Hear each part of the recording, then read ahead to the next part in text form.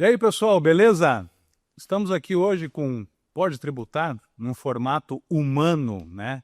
Vamos dizer aqui, presencial. O pessoal está acostumado mais com a inteligência artificial. Eu sou o Marco Crovador, sou diretor de operações da Contadores S.A. e vamos tentar conduzir aqui um bate-papo, né? Descontraído, sempre digo, principalmente para o Ronaldinho, que está aqui, o Ronaldo Dias, especialista, né? Em tributação. Estamos também aqui com o Felipe Dal Santo, também especialista em tributação, bem como otimização de processos. Mas eu sempre digo que a contabilidade por si só ela já é chata, né? Burocratizada, então a gente procura sempre descontrair um pouquinho, trazendo uma leveza para isso. Primeiro de tudo, né? Quero dar boa noite aqui aos nossos convidados, Ronaldo Dias, Felipe Dal Santo, né? Se quiserem aí dar uma palavrinha de boas-vindas, manda ver, a palavra é de vocês. Isso aí, boa noite, bom dia, boa tarde para quem está ouvindo esse podcast aqui, depois nas plataformas aí, né? Marco, prazer estar com você aqui. Vamos bater, e realmente essa questão que você colocou, a gente tem que trazer essa humanização da contabilidade, né? Tirar essa chatice da contabilidade, porque afinal é uma ciência social, é a ciência do patrimônio e da riqueza. Então, vamos bater um papo legal aqui, bem descontraído sobre esse tema, nada chato para você que, a princípio, pode achar que a contabilidade é chata, número, matemática. Então, vamos desmistificar um pouquinho isso aqui hoje. Exatamente. Felipe, é contigo, irmão. Boa, obrigado pelo convite, fico feliz em estar aqui compartilhando esse momento com vocês. Vamos falar um pouquinho do que a gente gosta de fazer, né? A gente aprendeu, assim como vocês, eu sou uma pessoa que aprendi a gostar de contabilidade. Então vai ser difícil separar um pouco essa paixão pela área tributária do momento técnico de fato, né? Mas vamos mostrar para o pessoal do porquê que a gente gosta disso, porquê que a gente faz isso há tanto tempo, né? E falar, sem dúvida, de reforma tributária que a gente precisa também colocar dentro desse nosso bate-papo que é importante. Então, eu queria começar aqui com o Ronaldo, né? Ronaldo Dias, que é um grande especialista. Eu diria para vocês que ele é um precursor, né? Junto com algumas figuras políticas desse nosso país, acabou idealizando aí a reforma tributária. Ronaldo, qual o impacto hoje? Vamos começar com a contabilidade, esquece empresário. Qual o impacto para o contador, né? Em termos reais, dessa questão, dessa mudança do que tem hoje e do que está vindo?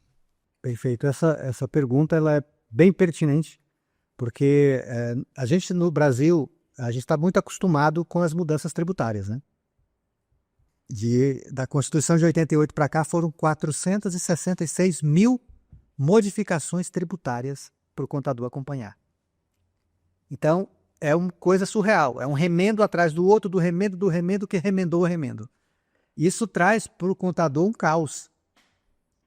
Para o empresário também, mas principalmente para quem opera essa loucura toda, que é o contador, traz uma complexidade absurda, um risco absurdo.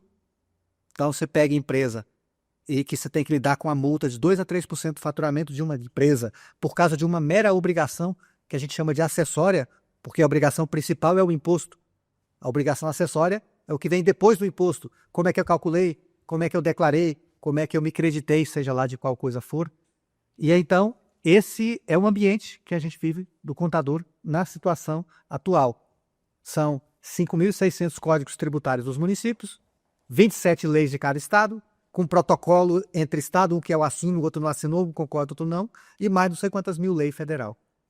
Então esse ambiente é que está sendo transformado. Sim, e de forma impressionante, eu diria, as equipes dos escritórios de contabilidade conseguiram, curiosamente, se adaptar a esse modelo, a criar uma estrutura que consegue absorver legislação municipal, estadual, federal, repassar isso nos ERPs utilizados, sejam eles internos ou externos, né? Porque você pode usar o ERP do cliente também, e fazer essa estrutura rodar, né? De uma forma incrível. Então, as estruturas são enormes para conseguir comportar esse custo Brasil de operacionalização da parte tributária, mas funciona, né?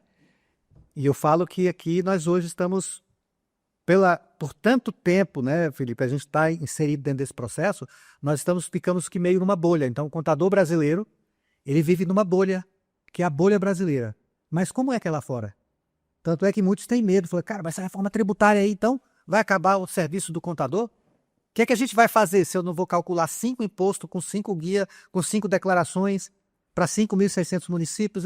a gente vai fazer o quê quando isso vier à tona? É a reflexão que a gente vai fazer aqui hoje também sobre essas transformações desse ambiente. Entendi. E eu tenho certeza que o pessoal que está nos assistindo, o Felipe até falou da questão do cliente, e já aproveitando que você se especializou também em processos, o que isso muda mais para a área lá do cara, o cara que está nos assistindo, que ele é cliente do contador, porque ele também está preocupado, o que vai mudar para a minha empresa, né? Ele também já deve ter consultado o seu contador, que muitos deles estão até perdidos, não conseguem nem explicar direito, qual é o impacto diretamente para esse cara, para o cliente. Você falou até a questão de ERPs e tal, porque o cliente lá não entende muito disso, né? Ele paga lá o ERP, alguém usa e tal, mas qual é o impacto, né, real em cima disso tudo que a gente está falando?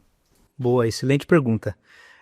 Eu diria que é a mudança de mentalidade, né? Hoje a gente tem aí regimes tributários que tornam as operações menos complexas até a mais complexa, né? Vamos falar aqui de um empresário que está no Simples Nacional.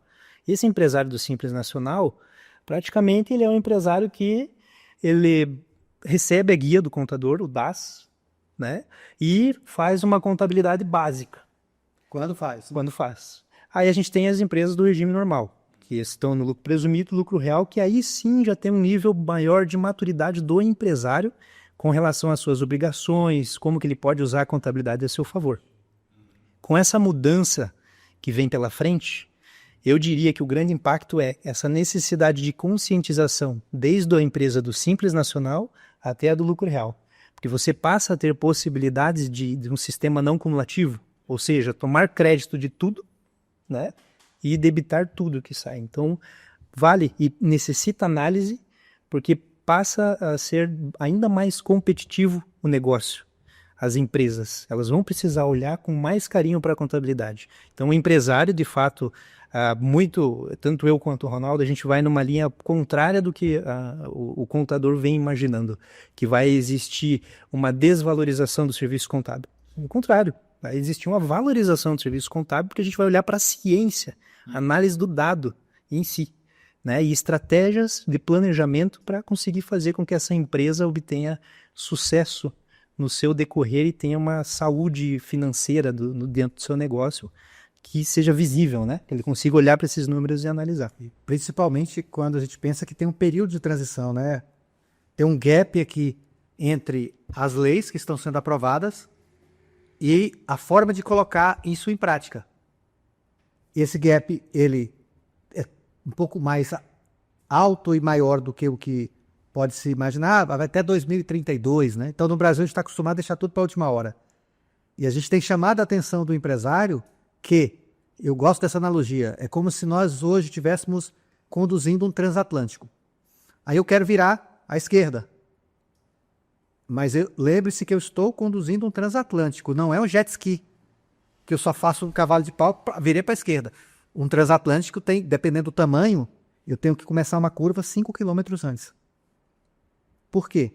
Porque nós estamos falando, como o Felipe colocou, de mudança de cultura, de mentalidade, de processos dentro da empresa. Isso. Que envolve desde o comprador até o vendedor. A gente nem está, como o Felipe colocou, nem estamos colocando tanto aquilo que parece mais óbvio, que qual a carga tributária vai ser. Sim. A gente está colocando os impactos que vão acontecer na operação da empresa, na competitividade da empresa, nos preços que ela vai conseguir entregar quando agregar um imposto de 28%, que é o maior IVA do mundo. Eu estava pensando aqui no seguinte, eu vejo o pessoal falar, Marco, mas o que vai acontecer com a gente, né? Nós vamos perder campo, como o Ronaldo estava falando, como você também até comentou ali.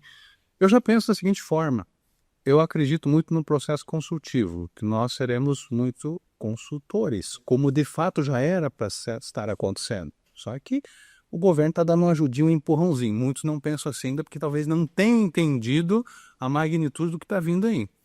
Mas hoje eu vejo os escritórios, muito no que você acabou de explicar ali, na questão do cliente, fazendo reuniões, workshop com seus clientes para explicar a reforma tributária. Me corrija se eu estiver errado.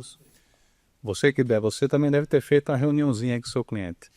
Mas Isso aí não seria um exagero? Porque o cliente, na verdade, ele tem que entender de fato que a reforma tributária é apenas aqui uma conjectura, não estou afirmando nada. Exatamente. Eu queria ouvir de vocês aí qual o ponto de vista sobre isso. É necessário esse terrorismo com o cliente, lá, assustar o cliente, que de uma certa forma não tem muito a ver com isso diretamente, né? O que vocês pensam sobre isso? Lembra? É o seguinte, eu acho que você colocou num ponto importante. Às vezes, para chamar a atenção, as pessoas vão com uma linguagem do medo. Nas palestras que a gente tem feito, e workshops a gente tem feito junto com o Felipe, É isso mesmo, o medo. o medo. A gente chega com a nova abordagem. Não é o medo, mas te dar consciência das coisas. Eu costumo dizer que o empresário ele sempre tem duas formas de atuar: correndo risco ou assumindo risco. E parece que é a mesma coisa, mas é totalmente diferente. Correr risco, e o cara fala assim: não, Ronaldo, como é que vai ser? Ah, vou dar doida, chegar lá eu dou um jeito, eu vou achar o meio, não sei como é que vai ser não, mas eu vou. Isso é correr risco. Assumir risco, ó, se eu for por aqui, acontece isso. Se eu for por ali, acontece aquilo, se eu for por aqui, acontece aquilo. Para isso aqui, eu gosto de usar a analogia de uma trilha. Para quem gosta de trilha, né? Cara, eu vou fazer uma trilha. Qual é o terreno? Qual tipo de calçado que eu vou ter que levar? Vou ter que levar botina, eu vou atravessar rio, eu vou ter que levar um casaco, vai ter mosquito e tal, aí eu vou. Então eu estou assumindo aquele risco e me preparando para ele, mitigando o risco. Quer dizer que eu vou acabar com o risco. Não vai deixar de ter mosquito, eu posso ser mordido por uma cobra, o risco está lá. Só que eu não vou deixar de ir àquela viagem. É bem quando o empresário, ele não vai deixar de empreender por causa do risco. Ele vai identificar o risco, ele vai ter consciência do risco e se preparar para ele mitigar, porque tudo tem risco. Entendi. E aí você não trabalha com o susto, você trabalha apresentando o tamanho do desafio e as ferramentas para lidar com esse desafio. Exatamente. Que, querendo ou não, o empresário que está no Brasil hoje, ele é um baita de um guerreiro, né? Então ele já está acostumado, não precisa dar susto. Ele sabe que o que vem pela frente não vai ser fácil. E voltando na analogia dessa, né, dessa expedição, vamos dizer assim, tem que falar, cara, vai ser mais de um dia lá na mata. Então tu vai ter que levar a lanterna. Então a gente tenta trazer luz pro cara. Falou, então quer dizer que a reforma é isso? Porque eu vi um cara falando que era outra coisa. Eu vi falando que a minha empresa ia quebrar, eu vi falando que ia aumentar, triplicar a carga tributária. Como é que é esse negócio? Então, não é o medo. A gente tem que trazer consciência para o cara entender de fato o que é e o que não é. E Filipão, me diz uma coisa. Usando essa mesma vertente dessa pergunta, trazendo para dentro da empresa, né? A questão, o que isso impacta hoje, vamos dizer, no andamento, processual da empresa, né? Enfim, destacado nos seus setores. Porque, que nem o Ronaldo disse, a questão da deflagração do medo nos empresários. Isso traz consequências para dentro da empresa, né? O reflexo vem, porque tem muito empresário assustado, assim como os contadores. E como é que isso reflete? Porque os colaboradores não querem nem saber, nem tem que saber sobre isso. Mas como é que isso impacta? Porque já fico, queira ou não queira, eu já escutei várias vezes, agora vai vir reforma tributária, vai ter demissão, não sei o quê. Isso de fato tende a acontecer sob algum risco ou isso é apenas um folclore? Como é que você pensa sobre isso? Boa. Bom, na minha opinião, a desinformação gera risco. Você precisa saber o que vai acontecer, você precisa entender quais medidas você precisa tomar nos próximos anos, meses, até porque como que você vai planejar os próximos passos da sua empresa sem entender o que vai mudar nos próximos anos com relação à parte tributária, né? Então, o medo, de certa forma, ele é importante para gerar essa saída da inércia ali e você começar a movimentar e lidar com as suas. Buscar as informações, né? O desconhecido causa medo e causa paralisação. Isso. Você tem que movimentar. Não adianta ficar com medo, reclamando, né? Vamos dar um exemplo. Poxa, geralmente, e esse fato de você ficar dando susto prejudica até a área contábil. É muito comum você falar com pessoas de outras áreas. Vou lá falar com o setor contábil. Vou lá na área tributária. Pô, você é guerreiro, hein, por trabalhar com tributário. Mas a gente não pode lidar dessa forma. Tem que lidar como algo complexo, importante, mas não chato. É diferente o que é chato e o que a gente pode fazer para que agrega valor, né? Muitas vezes você fecha uma venda olhando para a parte tributária hoje. Por sinal, vai mudar. Exato. Né? Então é uma área importante que tem que estar antenado. E nota que vocês dois falaram da mesma palavrinha, né? Medo. Medo é o que talvez limite o ser humano, que faz com que o cara vá, né? Tenha esperança, né? O medo é que faz com que ele tenha respeito por determinada ação ou qualquer coisa, enfim. Mas pautando aqui, hoje a gente vê os milagreiros na internet, né? O que é os milagreiros? O cara que vem lá, ganha dinheiro com reforma tributária. Você que está me assistindo se faz isso, para com isso, hein, bicho? Para com isso. Mas o cara que vende esse tipo de slogan, ganhe dinheiro, não, e diretamente, não estou nem dizendo indireto, talvez ganhe indireto, mas diretamente. E também não estou aqui colocando em xeque, brincadeiras à parte, o trabalho de cada um. Mas até que ponto isso realmente pode ser bom para o contador, tirando aquela parte que a gente tem que ser mais consultivo, que vai ser a partir de agora. Mas o pessoal, o vendedor de ilusão, que eu chamo por aí, né? O pessoal que me conhece já sabe como é que como é que a gente aborda esse tipo de coisa, de situação. Mas como é que vocês veem hoje esses vendedores de ilusões da internet? Tem bastante, né? Vem aqui, compra o meu pacote, 10 vezes de 10 mil e venha ganhar dinheiro com reforma tributária. Como é que é isso na visão de vocês? Esse é o tema realmente sensível, porque é os dois opostos de uma mesma moeda, né, Felipe? Ou vai pelo medo ou vai pelo desejo, vamos dizer assim. Então, há que se equilibrar esse processo. Porque eu acho que a gente tem que levar a consciência, tirar o desconhecido, tirar a fake news, tirar aquilo que não é, Fake news. entendeu? Fake. Para o cara entender, olha, então quer dizer que é isso? Perfeito. Tá, beleza. É isso aqui. E o que eu tenho que fazer? Cara, eu tenho que fazer isso, isso, isso e isso. Tá. Eu tenho quanto tempo? Você tem esse tempo. Então, é isso que a gente coloca, gerar consciência.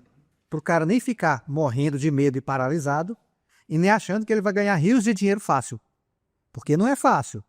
Você mudar a mentalidade, mudar o modelo de negócio que a gente tem, trocar a roda, eu costumo dizer isso, você tem que trocar o pneu do carro com ele em movimento. Porque os impostos não vão acabar de um dia para a noite e nascer os novos. Tem uma transição aí. É isso aí. E o cara, tendo, por exemplo, o contador, ele vai ter que criar um novo portfólio de produtos e serviços, enquanto ele tem que executar todos os demais serviços, como ele sempre fez. E isso gera uma camada a mais de desafio. Isso. E a questão de faturar mais é consequência da necessidade que o momento exige. Né? Ah, você vai lucrar mais com esse serviço? É óbvio, você precisa. Mas existe todo um processo em que você não precisa ir por uma linha tão do medo, né, para movimentar isso e demonstrar para o empresário o porquê que você tem que fazer isso, quais são os cuidados. Então você pode gerar consciência, explicar o porquê que você vai cobrar por esse serviço e, consequentemente, você vai conseguir ajudar seu cliente a sair desse momento tranquilo, seguro, sabendo quais são os próximos passos e sem dar susto em ninguém ou sem necessidade de vender essa imagem exagerada sobre o tema.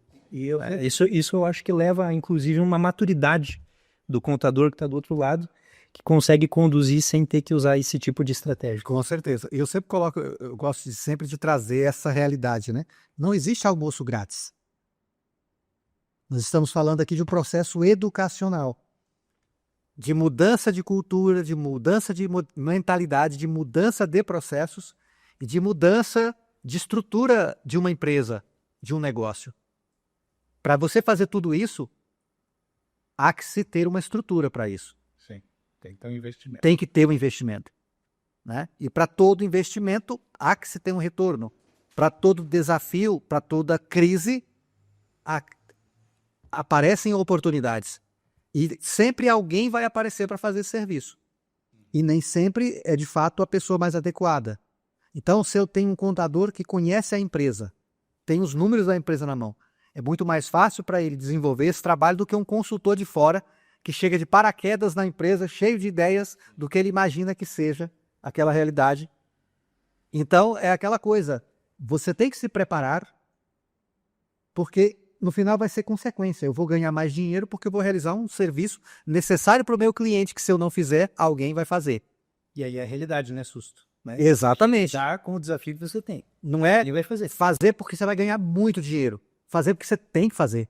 E o dinheiro é O dinheiro vai ser consequência daquele processo. E o que vocês estão falando nada mais é do que realmente valorizar o trabalho do contador que já deveria estar sendo valorizado por isso, né? Apenas está aparecendo um pouco mais. E quando eu disse ali a questão do vendedor de ilusão, eu digo com relação ao cliente final, porque o contador, notoriamente, ele vai ter que ser orientado por alguém, que nem vocês já são expert no assunto, então vocês já deflagram a informação por aí, né? Já tem que realmente estar instruindo as pessoas que não sabem, os contadores, mas eu digo aquelas pessoas realmente que você vê na cara do negócio que está ali apenas e às vezes nem tem tanto conhecimento técnico. Isso acontece. Né? Como a gente estava falando até em off ali, né, Felipe, é a questão do atendimento, né? Às vezes você pode ser ruim tecnicamente, mas se você tiver um atendimento legal, beleza. Só que, para esse lado, acaba sendo nosso, vamos dizer, nosso inimigo, porque o cara fala bem, fala não sei o quê, mas tecnicamente ele não sabe nada. E é o cara que vende. Captei vossa mensagem. Estimado guri, eu falo muito isso para os contadores. Com a internet, as pessoas que têm oratória, as pessoas que têm facilidade de falar, facilidade de comunicar, muitas vezes ela não tem o conhecimento técnico que o cara tem. Isso. Perfeito. Só que ela se sobressai, porque agora ela tem um palanque, um microfone na mão, uma câmera na frente, e aí o incauto que não conhece pode cair na lábia, porque ele não conhece, é um tema técnico. E tem muito contador que às vezes começa a perder cliente porque aparece um cara falando o óbvio, que para nós é óbvio, mas ele falou para o Marco que é um empresário, que não entende muita coisa. Falou, olha, Marco, você sabia que você pode ter 100 mil reais de economia só com o teu aluguel? Aí o cara, nossa... Aí às vezes ainda manda para o contador. Você viu aqui, ó? Como é que é isso? O cara disse que eu economizo 100 mil só de aluguel. Você nunca me falou isso, Marco? Que você é meu contador, você nunca me falou isso? Aí o cara já começa, será que o Marco realmente está fazendo o que tem que fazer? Rapaz, eu vou ver esse cara. Aí começa a olhar o cara. E o cara diz, ganha mais tanto com isso, ganha mais tanto com aquilo. Eu falo, rapaz, daqui a pouco o cara está saindo. E no final, aquele cara nem sempre vai entregar o que ele está prometendo. Você matou o influencer, né? Matou o influenciador. Exatamente. Canto da sereia. Exatamente. Vou usar esse termo. Mas vocês falaram um negócio interessante. Eu vou fazer uma provocação aqui. Reforma tributária tem tudo a ver com recuperação tributária. Como é que vai ficar, cara? Agora o governo calculando o trem lá, certo? Então você deve estar louco para perguntar isso aí. Como é que fica os caras que trabalham com recuperação tributária se não vai ter o que recuperar? Agora é o governo que está tratando de tudo, né? Qual é o ponto de vista de vocês? Esse é um tema importante. Até estava ouvindo esses dias um cara do Pinheiro Neto, que acompanha muito a reforma tributária, não me recordo o nome dele, mas ele estava falando tudo isso. Os advogados tributaristas, eles vão precisar se reinventar na advocacia tributária, porque o que a gente faz hoje, o que os advogados fazem hoje na parte tributária, é um negócio que só existe praticamente no Brasil.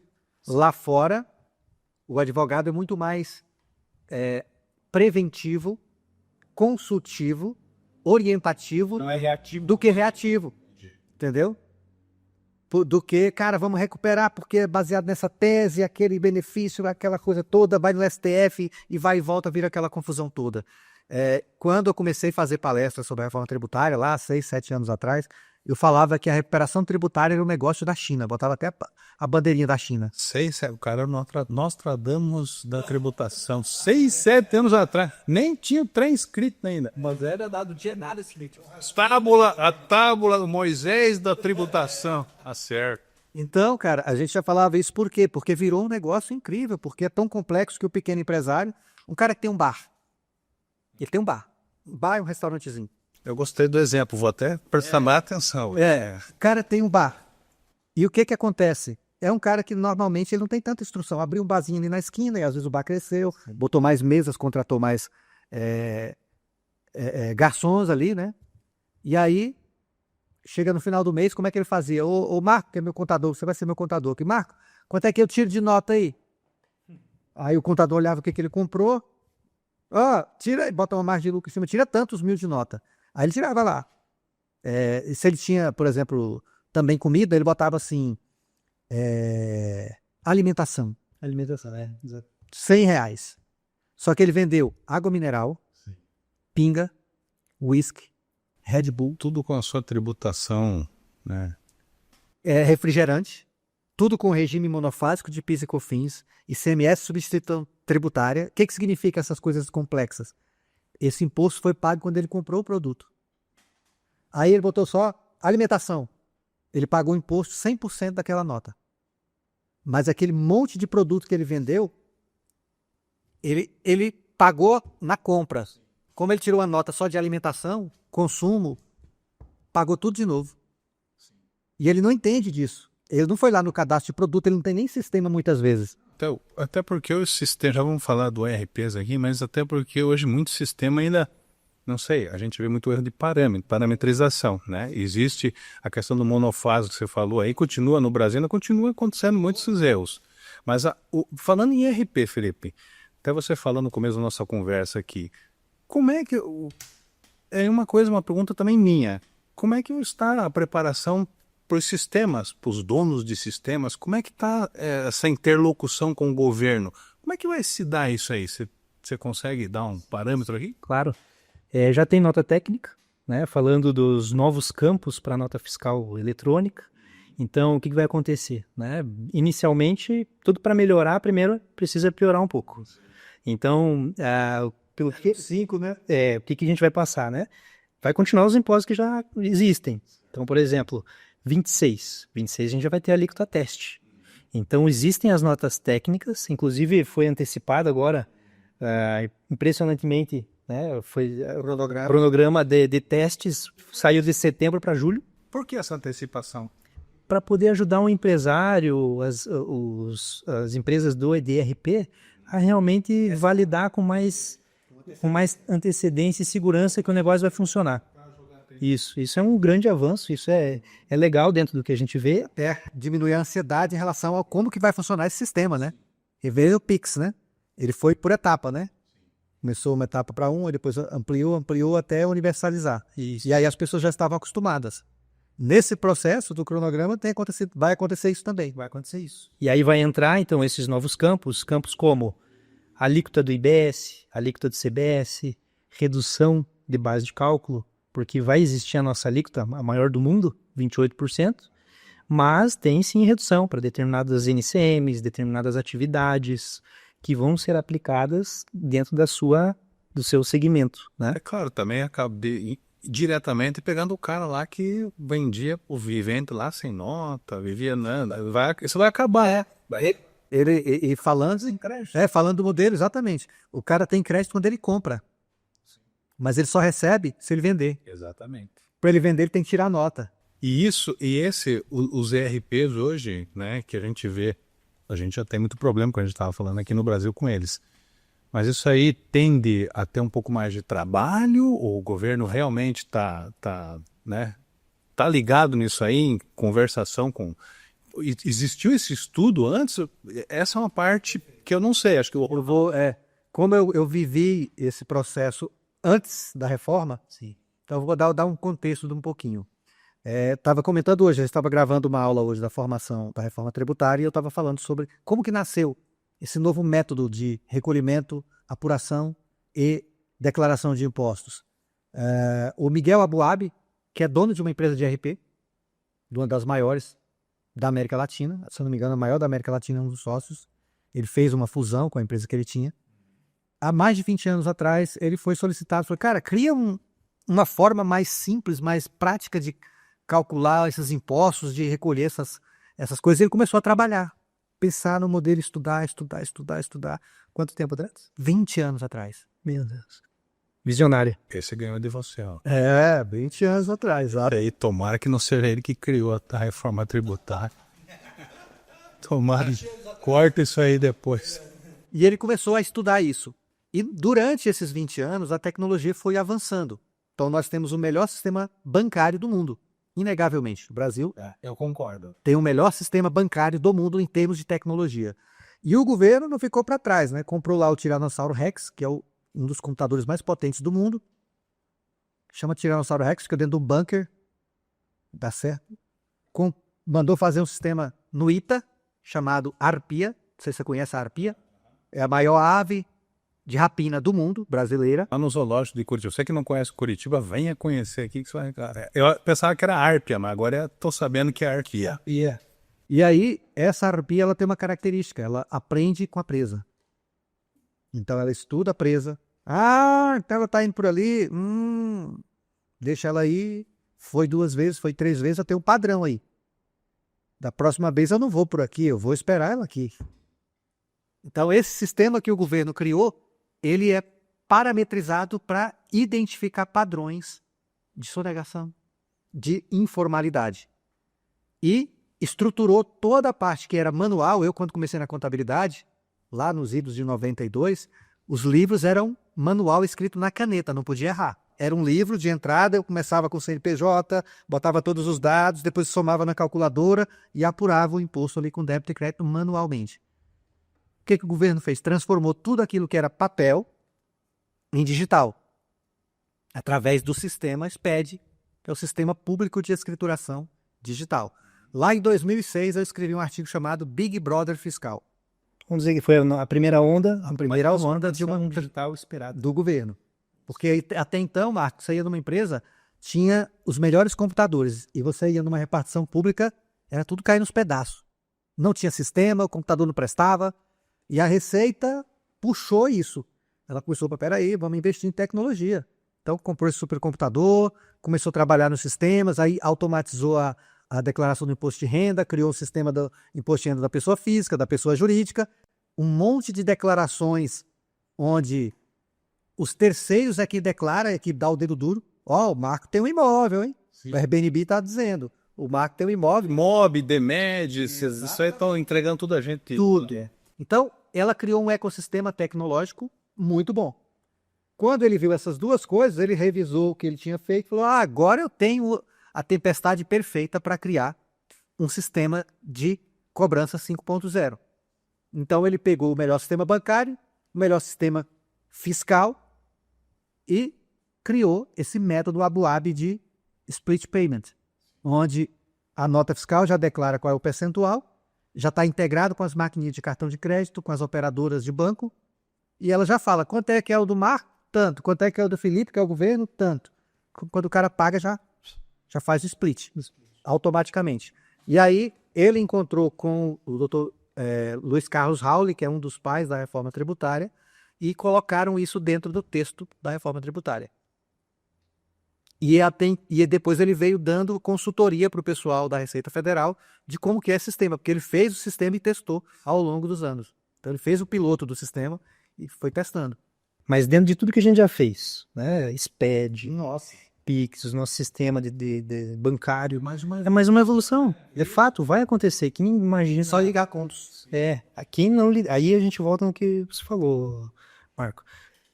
Se a pessoa ficar olhando para o desafio ou para aquilo que ela está com medo e não entender, não se preparar, aí lá na frente vai custar caro. E você, eu não tenho como não fazer, até correu uma lágrima aqui agora. Luiz Carlos Raul, se você estiver nos assistindo aqui, você me entregou um videogame quando eu tinha 13 anos, cara. Eu juntei tiquezinho de mercado, fui lá receber no dia em que os professores levaram um cambau aqui no Paraná. Mas esquece essa parte aí.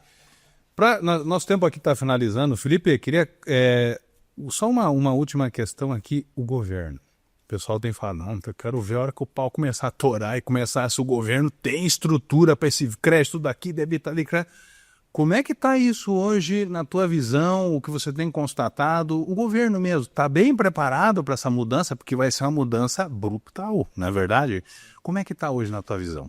A minha visão, sim, justamente por esse apoio de empresários que lidam já no setor privado com situações similares e tem tecnologia, a gente tem hoje inteligência para fazer isso acontecer. O split já existe, né? Isso. Várias e várias empresas já fazem o split. Sim. Você pagou ali, ele... Isso, em outras vertentes, né? Isso. E é inevitável. Aqui não é mais duvidar do que vai acontecer, é lidar com o que vai acontecer. Agora é mais realmente realidade, né? Você realmente se adaptar. Isso. Aí é muito interessante explicar, né, como que vai funcionar esse split payment, porque muita gente pensa, mas então quer dizer que se eu vendo para o Ronaldo, né, vendo essa caneta R$10, e eu tenho ali 5 de imposto, né, 15 vai para o governo, não é, né, Ronaldo? A gente tem que fazer a conta aqui do crédito que você tem também. O que vai para o governo vai ser a diferença, de forma automática no regime de caixa. Não competência. A pro B, o B pro C, um depende do outro, não é verdade? Se o A não fez, se o B não fez, o A não recebe, enfim. É uma ramificação bem desenhada, acredito eu, porque, como você disse, né, o sistema bancário brasileiro realmente é quase imbatível. O imposto de renda, como você também citou ali, eu diria para você que é um negócio bem elaborado, né? O que não está legal é a taxa, é a alíquota. Pessoal, Quanto nós pagamos? só deve estar lá só na joinha. Dá um joinha aí, mas não é uma questão aqui, né? Mas, tipo, hoje realmente a gente está vivendo um negócio estrutural que ainda assusta, né? Não tem como a gente dizer que não assusta o contador. Não sei se o Ronaldo talvez vai se recordar, tem uma contadora amiga nossa aí que estava desesperada das suas imersões lá. Ela usou o termo, estou desesperada, estou aqui hoje para saber o que eu vou fazer, né? Não fique desesperado, você que está na mesma situação, não fique desesperado não, tá? Até porque tem gente para ajudar vocês, tem gente qualificada para ajudar vocês, ó as flechinhas aqui, ó, né? Gente, está acabando o nosso tempo, eu queria primeiro de tudo agradecer a Ronaldo Dias, tá? O Felipe, também pela sua presença aqui, né? Só enriqueceu aqui nosso bate-papo descontraído, vocês viram que passa rápido, né? O pessoal tá em casa, né? Calma que vai ter mais, né? Vamos tributar muito mais aqui, né? Tricotar e tributar, né? Também faz parte. Reformar, né, filho? Vamos reformar o trem. Gente, então, muito obrigado aí pela presença de vocês. Se quiserem fazer uma consideração final, fique à vontade. Na hora, Marco, eu que agradeço, foi um prazer estar junto aqui, a gente fazendo esse primeiro episódio, como você diz, presencial do Pode Tributar. Humano, né? Tô sentindo seu cheiro, né? Até então a gente tem no Spotify, se você quiser procura lá Pode Tributar, você vai ver vários episódios com inteligência artificial. Então eram as inteligências artificiais conversando entre si e agora nós temos inteligências humanas aqui falando desse tema, humanizando, né? Porque, e para finalizar essa questão da tecnologia, eu acho que o grande desafio é que a gente possa usar a tecnologia como um aliado. A gente possa fazer uma verdadeira simbiose entre humano e tecnológico. Eu acho que hoje esse podcast aqui, ele veio nesse simbolismo, demonstrando isso aí. Exatamente, uma transição, né? Felipe, manda ver. Show. Bem que você falou, Marcos, ia ser um bate-papo descontraído, foi super bacana. Pena que tá acabando, bom que vai ficar pro próximo. Fica gostinho pro próximo. É. E falar pro pessoal também que nós temos muita coisa boa vindo pela frente. Nossa missão é conscientizar o empresário, o contador, ajudar a dar as ferramentas certas para que ele consiga passar por essa caminhada, fazer essa trilha com segurança, iluminando esse caminho, né, Ronaldo? Para que ele saia do outro lado o vencedor e o empresário também. Muito bacana. Gente, ficamos por aqui dessa vez. Até o nosso próximo episódio. Obrigado aí. Desculpa alguma palavra, né? O Raul lá, não fique triste comigo, meu irmão. Faz tempo, né? O videogame era Atari ainda. Que os netos, talvez muita gente nem sabe o que é isso. Tá? Então, até a próxima e aquele abraço.